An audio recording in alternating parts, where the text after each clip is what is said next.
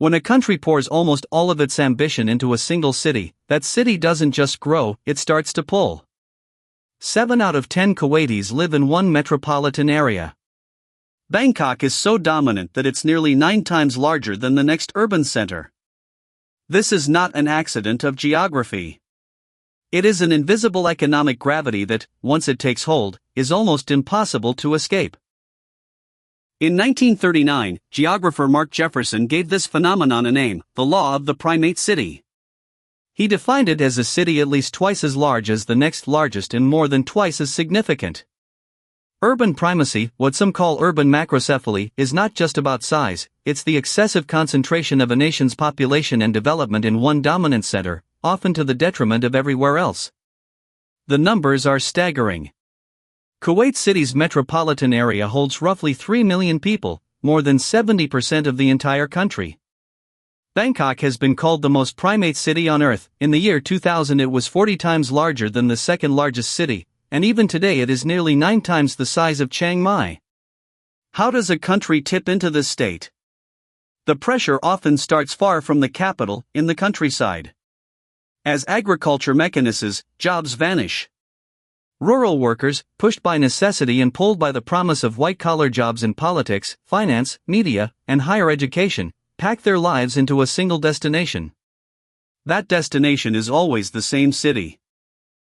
Once the concentration crosses a threshold, the city becomes a gravitational valve that only flows one way. In Kuwait City, the headquarters of almost every Kuwaiti corporation and the entirety of the country's banking system sit within the same metropolitan cluster. When politics, money, and media all operate from the same neighborhood, talent has no reason to go anywhere else. The clustering accelerates. During the 1980s and 1990s, Asia's investment boom led multinational corporations to place their regional headquarters in Bangkok, transforming the city into a regional force in finance and business. That injected a magnetic pull far beyond Thailand's own borders. A similar dynamic holds in the Americas. Greater Mexico City, with 21.8 million people, accounts for about 22% of Mexico's entire GDP. The sheer weight of economic output makes the city not just a center, but a self-justifying orbit that draws in ever more infrastructure, investment, and people. Once the gravity is in place, a hidden feedback loop locks it tighter. Infrastructure spending follows the people, which attracts more people. Foreign investors cluster where the biggest market is, making other regions uncompetitive. Bangkok's population surged from 1.8 million to 3 million during the 1960s alone, fueled by US aid, government-sponsored investment, and a wave of rural-to-urban migration during the Vietnam War era. Today, over 17.4 million people, a full quarter of Thailand's population, live within the Bangkok metropolitan region. The trap is so powerful that even moving the political capital cannot break it.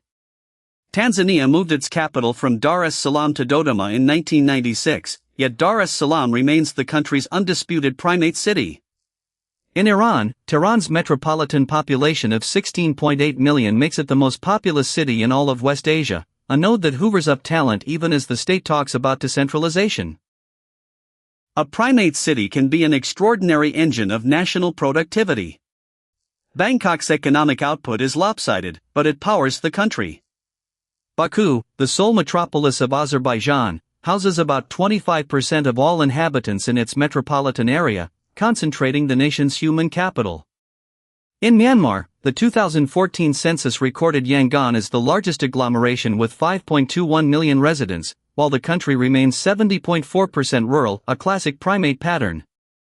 Yet geographers have long debated whether such cities serve a parasitic or a generative function. They create wealth and innovation, but they also drain ambition, talent, and investment from everywhere else. The very concentration that makes them efficient makes balanced regional development almost impossible. This is not a simple story of good or bad, it is a paradox that sits at the heart of the hidden gravitational trap. If the gravitational trap were easy to break, we would see more nations escaping it. The United States never developed a primate city at the national level because Los Angeles is not far behind New York City in population and GDP, a reflection of a deeply decentralized economy. For most countries, however, deliberate attempts to create countermagnets have failed. Tanzania's capital move to Dodoma is the textbook example. The political center shifted on paper, but the economic gravity stayed stubbornly in Dar es Salaam. The feedback loop of infrastructure, corporate clustering, and migration is simply too strong once critical mass is reached. Geographers continue to debate whether the role these giant cities play is ultimately parasitic or generative, but on the ground the question is irrelevant for the regions left behind. They remain locked in the shadow of the one city that consumed the nation's future. The hidden economic gravity is not a relic of the past. The United Nations continues to track urban populations worldwide through its World Urbanization Prospects, the standard reference for global urban data since 1950, and the upward concentration shows no sign of reversing naturally. Kuwait City still holds over 70% of the Emirates' population, home to every major bank and boardroom. Bangkok's metropolitan region remains the undisputed heart of Thailand. The debate over whether primate cities are parasitic or generative is more than academic. It will determine whether nations try to fight the gravity with deliberate investment in secondary cities, or simply accept that their fate is to orbit a single sun. The money, the talent, and the power are still flowing towards the same gravitational centers.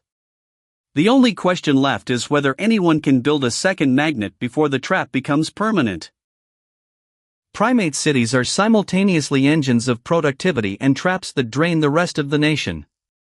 The hidden economic gravity that locks a country into a single urban center is not a quirk of history, it is a self-reinforcing system of infrastructure, investment, and migration that few have ever broken. As long as the brightest talent and deepest capital keep flowing towards the same singular point, the rest of the country will remain in its shadow. Where the money goes next may still